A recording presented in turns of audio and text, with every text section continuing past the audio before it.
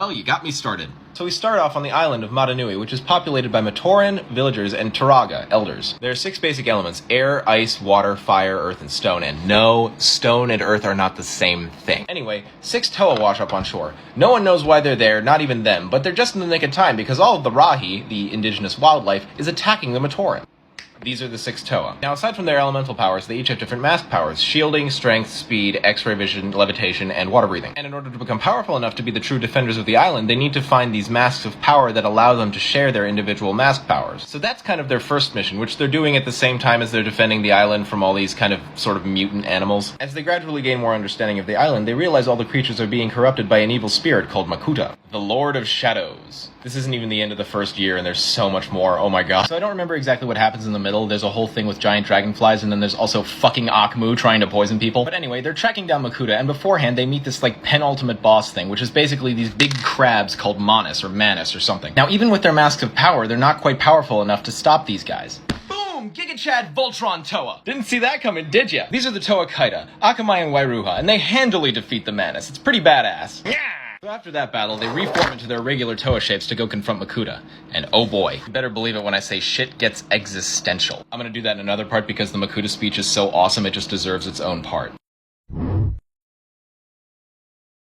And you shall receive. So a lot of the lore, as I'm explaining it, comes from this thing called the Madanui online game, which is this point-and-click adventure sort of thing. It's very cute, it's very early 2000s, but when they reach Makuta, it just gets so real so fast. Because Makuta is basically set up to be God's brother. Now imagine the Toa's surprise when they get to God's brother and see that he's just a fucking Matoran. Like, he's just some guy.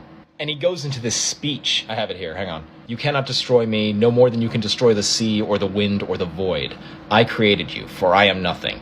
It is from nothing you came, and it is to nothing that you shall return. The people of the world are builders, but look into their hearts and you will find that they also have the power to destroy. I am that power. I am destruction, and I will destroy you. It's like some fucking Thanos shit. And Tahu's like, oh, but you're just a Matoran. And he's like, what, you were expecting something like this? And transforms into this Lovecraftian horror and starts beating the shit out of them? It's crazy. Fam, you have no idea. So the narrative portions of the Madanui online game are experienced mostly through the character named Takua. He'll become a lot more important later. So after Makuta is defeated, Takua continues to explore the cave. And he finds a hive. A hive of these motherfuckers. Yeah, you remember these, don't you? And he wakes one up and it busts out of its hive and starts chasing him, but he escapes through plot convenience. Now, he makes it out alive, but he's disturbed the hive, and in layman's terms, that's really fucking bad. Because the thing about the Borak is, you wake one, you wake them all. This isn't even all of them, I have a problem. Each individual Borak is essentially a mech suit piloted by this little brain in here called a Krana. For context, this is a size difference between a villager and a Borak. Trying to fight a Borak is like trying to fight a minivan that went to jail for murder. And in case you forgot, there's a fuckload of them. Shit's about to get real. Guess I'm committed now. Welcome to part 5 of 500. So things are not going super great. The Borak are kind of absolutely wrecking shit. Like, particularly that is not great. You guys remember Liwa? He's kind of the bubbly, fun-loving one of the group. Yeah, he gets possessed. The Borak can launch their brains at you and they attach themselves like the facehuggers from Alien. Except instead of getting you pregnant, they attach you to the hive mind. And Liwa starts hearing a bunch of voices saying, it must be cleaned. So eventually, Onua comes in and saves the day. This was not the first time Liwa was possessed, and it will not be the last. This is a trend. First it was an infected mask, then it was a Krana, and next it would be an alien named Tren Krom. We'll get to that. So anyway, after a confrontation with the Swarm and Onu Koro, one of the Matoran, an inventor named Nuparu, discovers that the Borak are entirely mechanical. And by reverse engineering them, he creates the Boxor, the rock'em sock'em robot from hell. Praise this man. It's never just the Toa doing good, it's also the Matoran, and I love that. Up until this point, the Borak had mostly been ignoring the Matoran and the Toa, but now that they recognized them as a real threat, they were actively going after them. Like, as in they tried to genocide the Matoran by flooding the underground Earth villages. It's fucked up. Anyway, eventually the Toa find the lair of the Borak Queens. Their names are Kadok and Gadok, and oh boy, I wish I had this set. They look like giant T-Rexes that can shoot out their heads, and it's fucking crazy. There's a whole bit where the Toa get into exosuits, but those end up not working, so it's just kind of a weird plot tangent that doesn't fucking matter. But anyway, the Queens get defeated, and before they die, they say something super cryptic. Bear in mind, the Borak were not sent by Makuta. They're something else. Now, as the Borak Queens die, they say, how dare you attack your own brethren? You want to know what that means? Check back in 6 years! Anyway, after this, the entire Toa team trips over the plot and falls into a giant protein shake and gets super ripped, bro! Part 7? Yeah! Anyway, the Toa are swole now. The Toa Nuva are outfitted with more durable armor, stronger weapons, and really fucking weird masks. Not to mention Pohatu got dummy thick. Sponge boy me Bob, I've overdosed on ketamine. All their weapons have dual functions now. Tahu's blades turn into a surfboard, Onua's chainsaws turn into roller skates. Except for Leeway, he just kinda does this. Windfly! Ah, fire spitter, I sound vaguely Irish cause I'm green. I feel like I'm forgetting something. Oh right, the plot. So now these entirely new Toa have to face an entirely new foe, and it's the it's the Borak again? Okay, so they kind of phoned it in with the villains this year. Like, the idea is basically the Borak Queens as a contingency plan created 6 Mega Borak, and they have weird powers like gravity and magnetism. It's a kind of cool reskin of the Borak, but ultimately it's not that interesting. What's interesting is what happens after the Borak Call arc, because someone's about to find the Mask of Light. We've now reached the moment a lot of you have been waiting for. The Mask of Light movie. I am so excited. So the movie starts out with Tequila! After a long, beautiful spiel about how the Bionicle universe was created, we are unceremoniously introduced to Jala. Before you roast me in the comments, no, this is not the original set, nor is it his original mask. I never got the original set, and I regret it to this day. Jala is looking for his brother Takua, remember him? They're supposed to be at a Koli match. Takua has discovered a priceless ancient totem, and he accidentally drops it in lava. As happens quite often when you destroy priceless ancient artifacts, within it is revealed a great Kanohi mask! The titular Mask of Light. Now, after a giant wave of lava almost unalives Takua, Toa Tahu saves the Matoran's life in the most Chad way possible, by surfing him to safety. So the two Matorans show Tahu the mask, and his reaction's basically, that's pretty neat. But they decide to set this historical event aside for a second because they'll be late to the Koli match otherwise. I'm sorry I spent so much time on the first scene, it's just so iconic. I cannot wait to do the rest of this movie. So the Koli match happens, there's a bunch of shenanigans, and the mask gets revealed to the elders. It's made very clear to the audience that the mask has chosen Takua, but he pawns the responsibility off to Jala. They still get sent on a quest together so he doesn't get out of his responsibilities. Whoops. Oh, I forgot to mention, they have a pet crab named Puku, and she's adorable. Anyway, less adorable, now we get introduced to Makuta.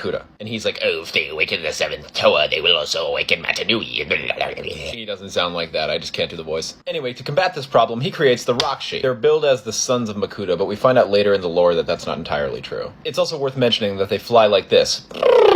That's not even that far off from the noise that they make. Anyway, Makuta sends 3 of them out to hunt down the Mask of Light. The first place they go is Takoro to look for Takua and Jala, and they absolutely wreck shit. So like the absolute dickling that he is, after Takoro gets destroyed and his mask gets turned into a collector's item, Tahu leaves the rest of the Toa team and says, fuck Unity. Exactly as Makuta wanted.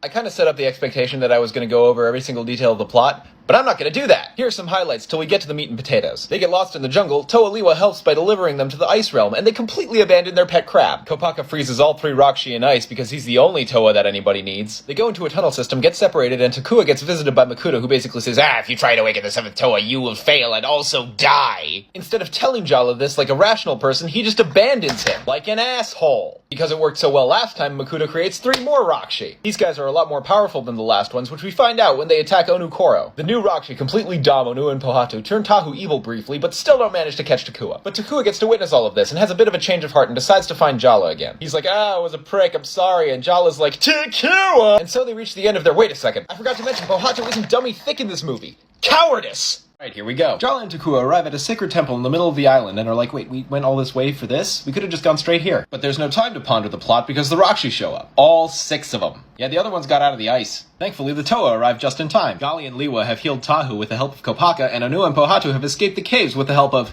Kopaka. Just doing the most, my guy. So the Toa collectively curb stomp the Rakshi. Like it's hardly even a competition, they just get shreked. Except for one of them, it's the red one in the movie, but bear with me, I never got the red one. He's approaching Takua, ready to third world him, but before he can, Jala jumps in the way. And fucking dies! The Rakshi keeps a respectful distance while Takua watches his best friend die. And then he puts on the mask. And as one of Nathan First's most beautiful compositions plays in the background, he transforms into Takanuva, Toa of Light. First thing he does with his new powers is completely ice a Rakshi, and then carve his face into the side of a temple with a laser. Fuck. Takanuva's gotta go fuck up Makuta. So he builds a vehicle out of Rakshi parts and puts one of the Rakshi brain slugs in because what is the Makuta's shall return to him. He also mounts Jala's mask to the front of it, which is like a little bit weird. Anyway, he flies the thing into the catacombs underneath Matanui and crashes it into the Makuta's lair, where he meets Makuta. Makuta is now no longer that creepy eldritch horror wizard Matoran he was before. Now he's just a really fucking big dude. Instead of making Takanuva past tense, he just challenges him to a simple game of Koli. It's a throwback to an earlier scene in the movie so that he gets to kind of redeem a fuck up. It's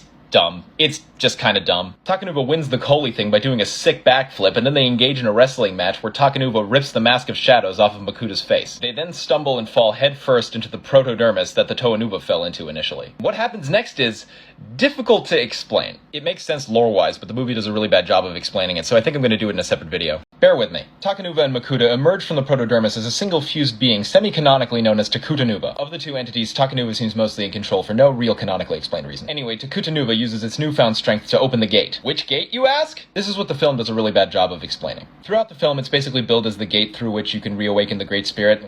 What it actually is a gate to an underground city known as Metru Nui. We'll get to that. Basically what happens is Takutanuva holds the gate open long enough for all the Matoran to come through, then he uses the blast of his power to revive Jala and then fucking dies by getting crushed by the gate. But conveniently enough, the Mask of Light manages to land on the right side of the door. So all the elders, Toa, and other relevant characters all hold hands until he comes back to life. That's pretty much literally what happens. So after Takanuva is brought back by the power of Kumbaya, it's implied that the Great Spirit is reawakened. But actually, just kidding, we're going back in time.